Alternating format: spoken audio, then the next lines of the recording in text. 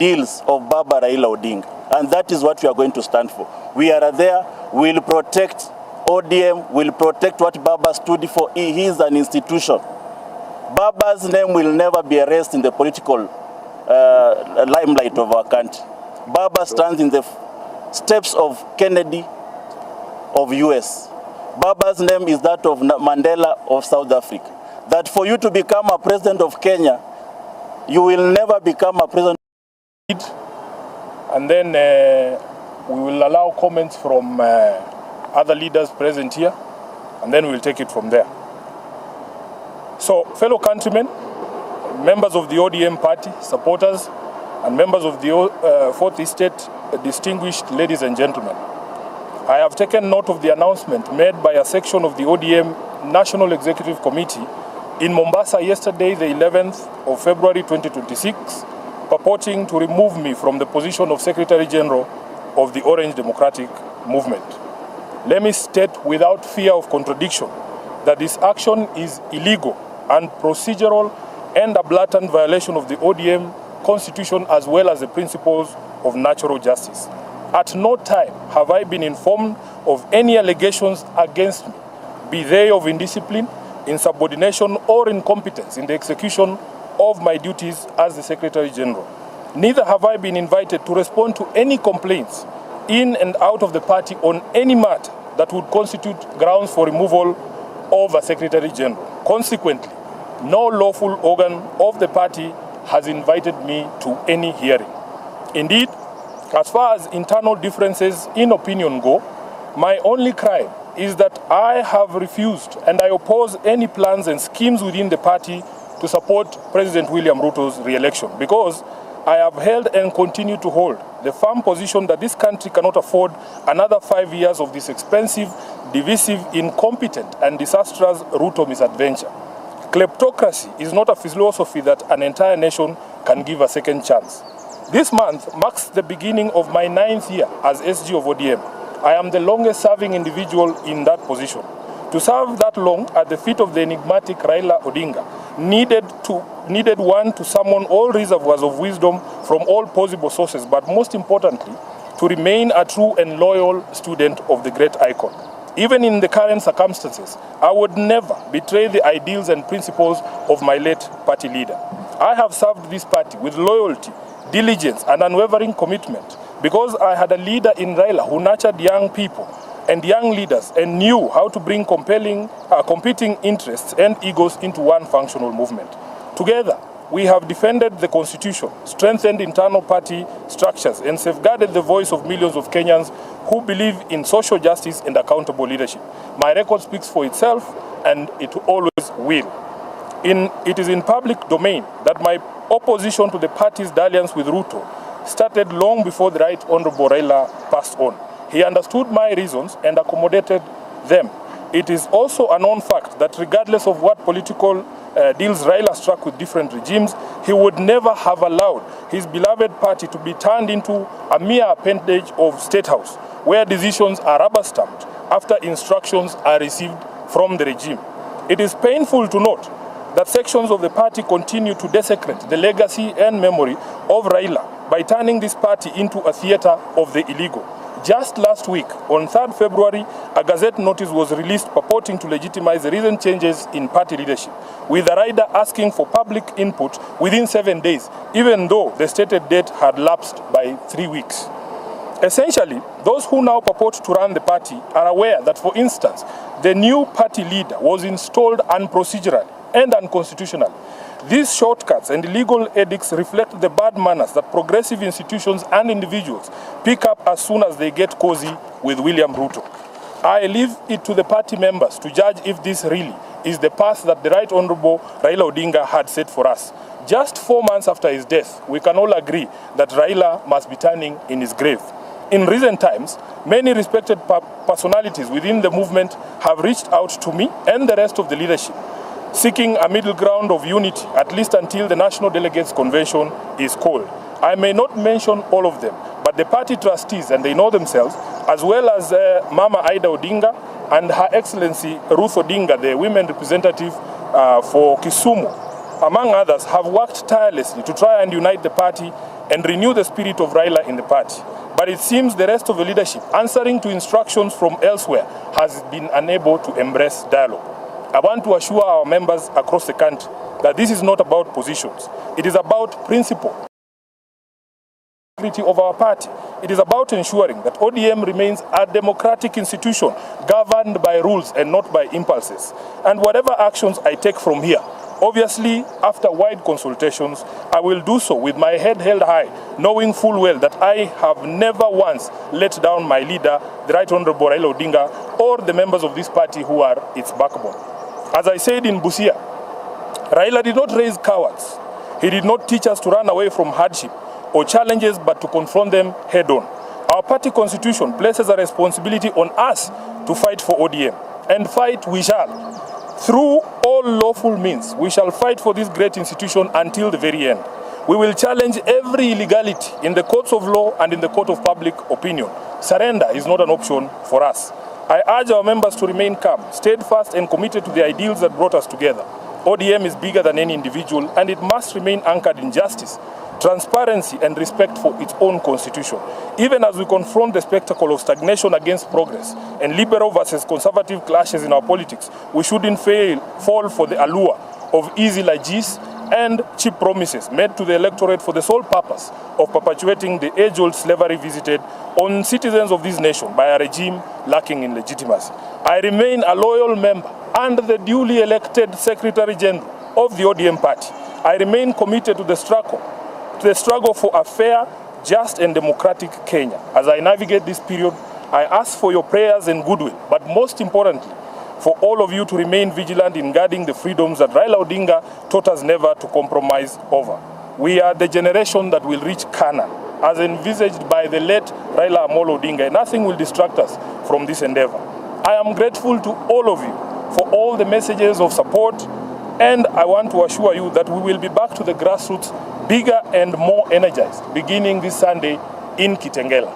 Thank you very much, and God bless you.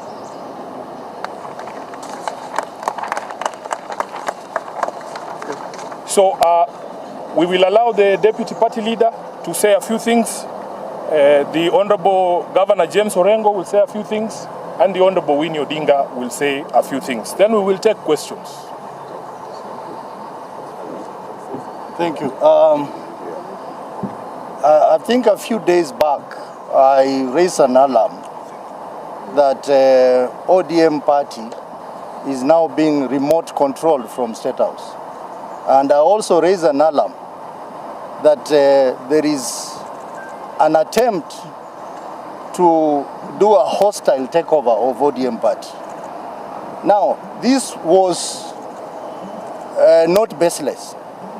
I want to inform you that last Friday, I received a call from chairperson of ODM, Madam Gladys Wanga. And Gladys Wanga gave the call to party leader, Oburu Odinga. And Honorable Oburu requested a meeting with me, which we set for Monday. And on that Monday, I requested that meeting I attend with the Secretary General, because it is important that the top leadership of the party discuss. And Honorable Buru came to that meeting with Junet Mohammed. The meeting was held at Honorable Bosire's house. And also we had our trustee, Amos Wako. And in that meeting, we raised a number of issues. One, which we agreed that the meeting of NEC that had been scheduled for Mombasa be delayed, be postponed until we get consensus in the party. We also agreed a team of trustees led by our elders, Honorable Amos Wako, Honorable Nyangnyong, Honorable James Orengo, Honorable Bosire, and others, continue with the mediation process in the party.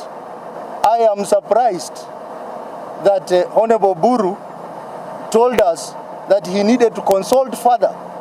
That consultation, he did not consult it with other key stakeholders in the party, but they proceeded that night to State House to consult William Ruto.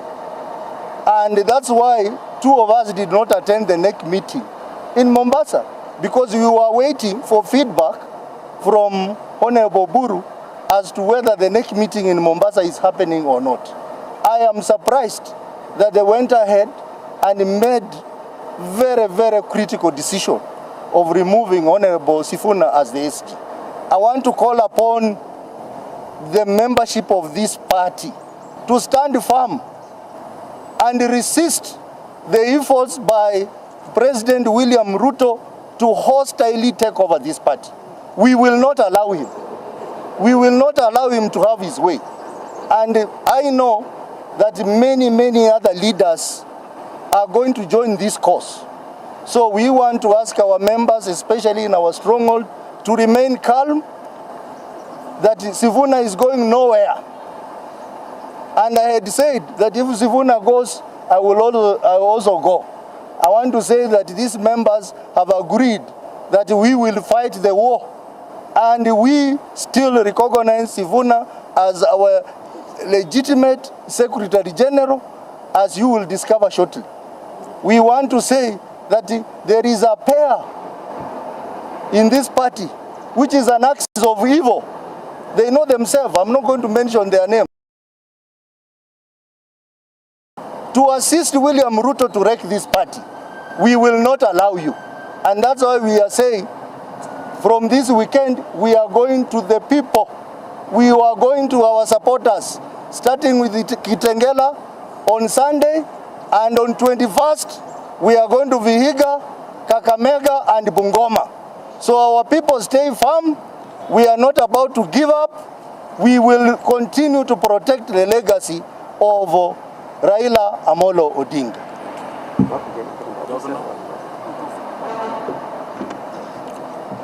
Thank you, ladies and gentlemen.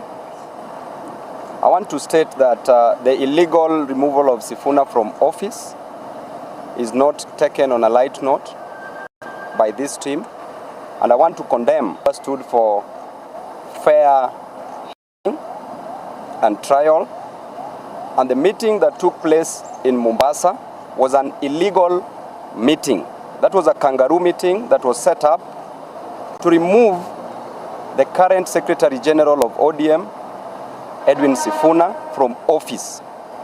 I want to state that these leaders were seen at one point in Mombasa taking sacred oath to uphold and protect the party constitution, the same constitution that they are violating. There was no proper procedure that was followed. And I want to state that there is no way that illegal office holders can remove a legal office holder, SecGen, from office. Lastly, I want to state that the only mistake Sifuna committed and the only mistakes that we are committing is to fight for the downtrodden, to fight for the forgotten in this society, to fight for the less privileged in Kenya, to fight for jobs to be given to our youth, to fight against the high cost of living that is affecting Kenyans in this nation. These are the only crimes that we are committing. And I want to assure you that we are going to fight. The war has been declared, a line has been drawn. If you are on our side, you are on our side. If you are on the other side, fight on the other side. But this is not going to stop anytime soon. Thank you.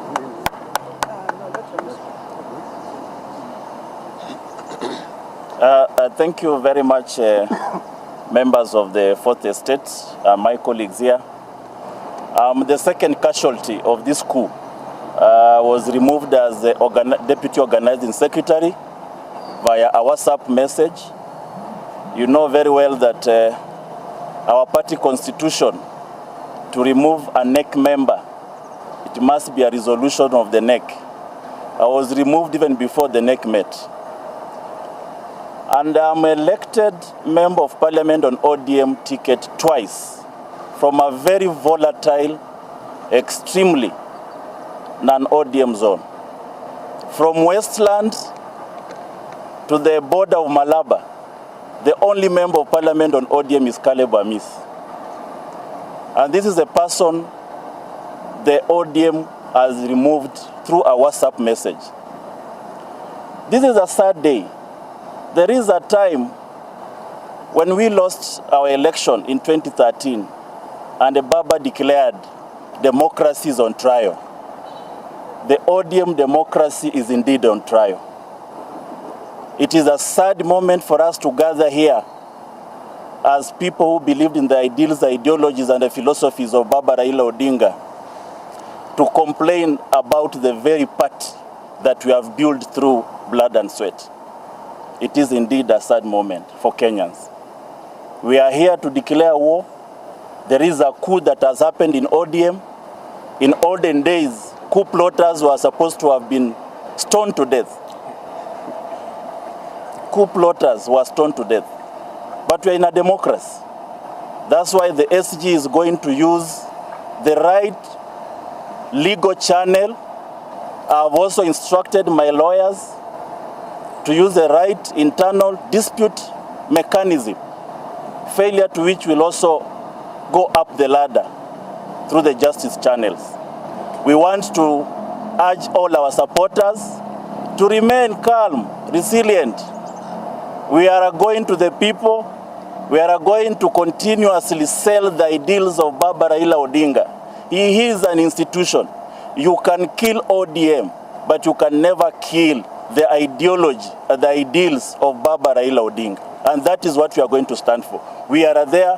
We will protect ODM, we will protect what Baba stood for. He is an institution.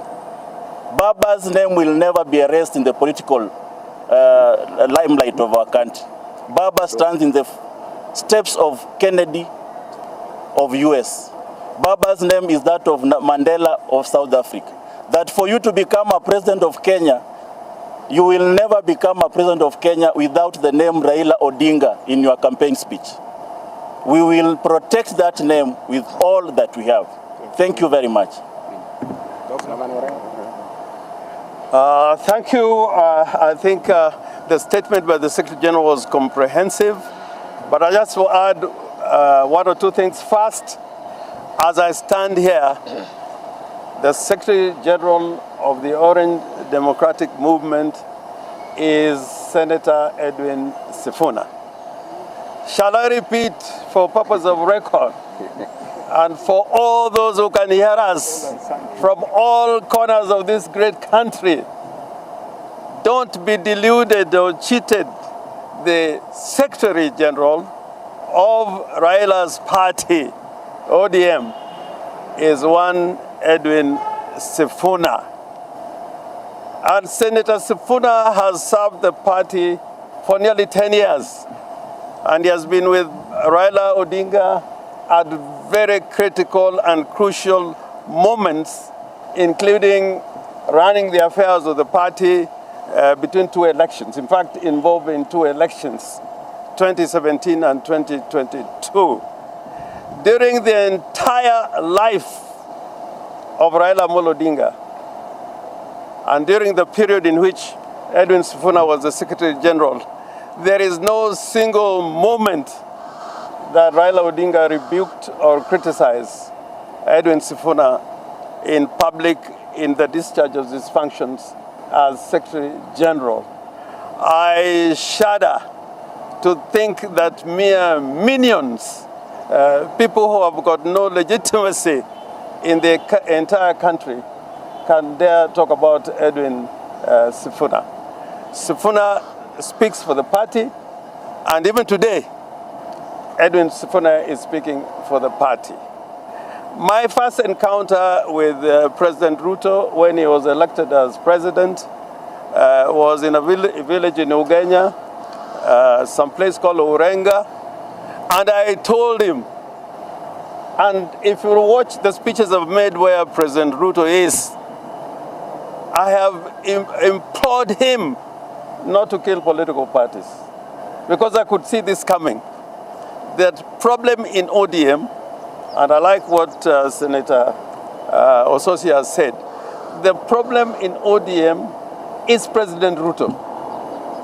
We are asking President Ruto to let ODM go, let ODM alone. He has not taken it hostage. He is in possession of the party called ODM. He is convening meetings of organs of ODM, of course excluding Honorable Sifuna and Honorable Ososi. There are meetings that have taken place in Kilgoris, and the ones in State House are countless. Please, please, leave ODM alone. And I want to speak about the spirit of Raila Amolo Odinga. Raila Amolo Odinga fashioned a political party which was a people's movement. ODM is a people's movement. Is a movement of the people, for the people, by the people.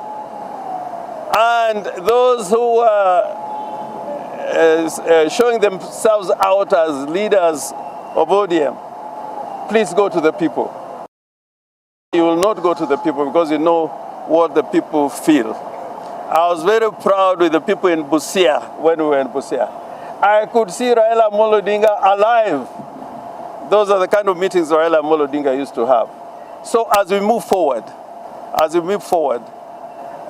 we are not a party of the status quo. We are a party for change. We are a progressive party and not a reactionary party. President Mwalimu Julius Nyerere once told the people of Tanzania, and particularly to the leadership and membership of CCM, that people in Tanzania are looking for change.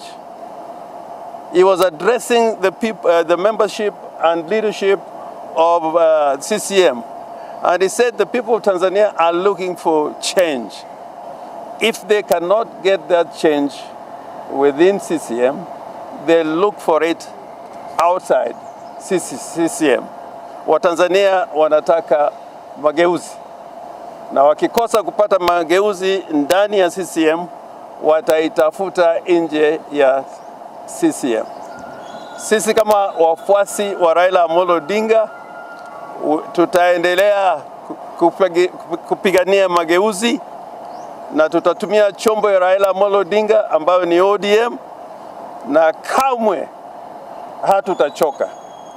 Na tunaanza wiki hii na wiki ijayo, na pia Kisi vile Bwana Ososi amesema, and at the end, mwishowe, you'll find the spirit and body of Raila Amolo Odinga is in this ODM, the leadership that is standing here. I said at the funeral of Jaramogi Oginga Odinga that they killed Jaramogi Oginga Odinga. I said in the presence of President Daniel Arap Moi that they killed Jaramogi Oginga Odinga. I also want to say, without fear of contradiction, the death of Raila Amolo Odinga, which is still a mystery to a lot of us, those bear responsibility of the death of Raila Amolo Odinga are out there, and they are silent about it. But I hope that one day we will determine the circumstances in which Raila Amolo Odinga passed away. And that must be an objective that we must achieve. And in telling Moi that they killed Jaramogi Oginga Odinga, I also said that the spirit of Jaramogi will live on. And today I can say the spirit of Raila Amolo Odinga lives on. Thank you very much. Questions? Yes.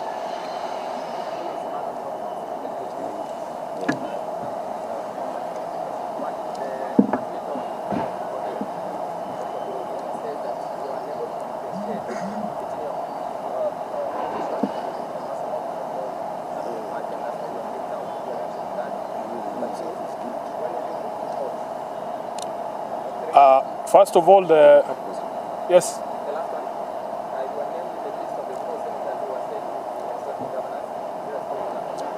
Yeah, first of all, our lawyers are already in court, and that matter that you have asked is a matter that is now properly before the court. Let those who have made those accusations come and explain to us how I confused party position with my own opinion. Secondly, I don't think it is correct for anyone to say that Sifuna does not have a right to have a personal opinion. Raila Amolo Odinga told them himself that every person in ODM, irrespective of the position we hold, has a right to be able to speak their minds. So if anybody wants to contradict what Mzee said, that's upon them. Lastly, this is a coordinated war. This is a coordinated war against Edwin Sifuna. You people know me. You have seen me at work. The Kenyan public knows me. Those governors that are making those allegations, we will meet them in court.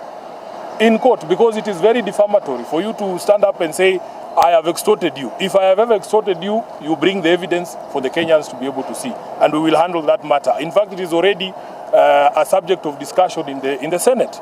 And we will deal with it from there. Any other question? Yes?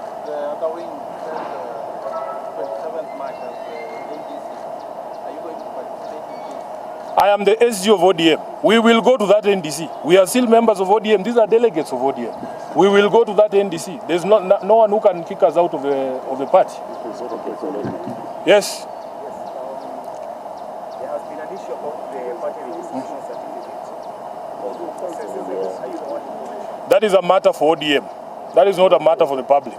We know where the certificate is. I think we are done with this presser.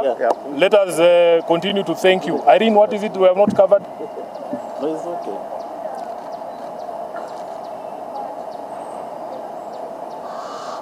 We will not respond to these rumors and unfounded allegations. If anyone has any evidence of any of these things, let them present them to you. Asanteni sana. Mungu awabariki. Good.